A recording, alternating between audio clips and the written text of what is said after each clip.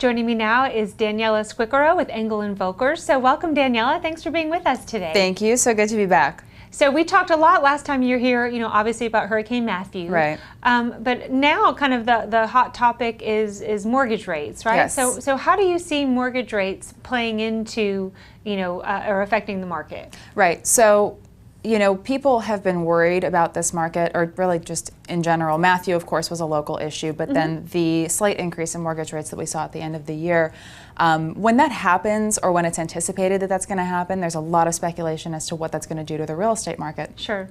But we're still at historic lows. So even if you do get 1/4% or 0.5% even of a rate raise, is it going to change your payment? Yes. Is it going to change what you ultimately are paying in order to borrow that money? Of course it is. However, you're still looking at historically low rates. Right. So, and because our local market has not appreciated to a point where a lot of the rest of the country has, especially in destination markets, there is still an excellent value to be had here relative to peak prices. So with that mixed with, or kind of coming to the intersection with, historically low rates, even though they've raised a little bit, you still get an excellent value for your money here.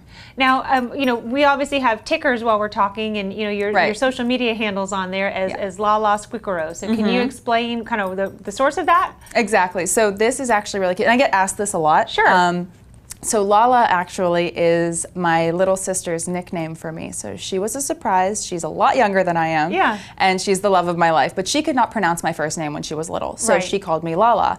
And so I'm already asking people to have to spell Squicquero. Right. So I figured I would shorten up. To the trouble, So I figured I would shorten up that first name a little bit. So it's super easy to find me. It's Daniella Squicquero, and that is across platforms. But that is the story, and I'm sticking to it because people like that. Yeah. Well, and simplicity, right? But exactly. Now, you have a very strong presence and a polished presence on social media, thank you. But it's something I like to talk about because it is something I think that has become extremely relevant in any business, but particularly with regard to real estate. How do you see the value of social media when it comes to real estate? You know what? I think that the value of social media in general, really, in interpersonal relations is absolutely massive. But in real estate, it's huge and it is inescapable. If you are a real estate professional and you are not active in social media, you are missing a massive boat.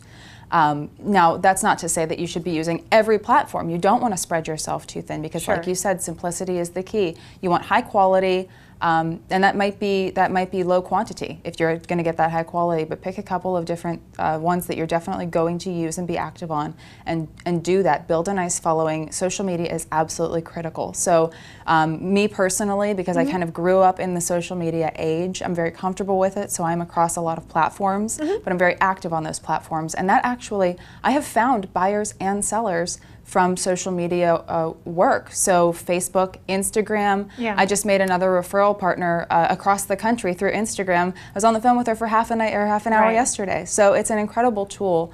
But Pinterest, Twitter, these are all huge. Well, and I think if a buyer or a seller isn't as comfortable with social media, having an agent that is even more important. So Daniella, as always, it's such a treat to have you with us. Thank you so much for your time today. Thank you.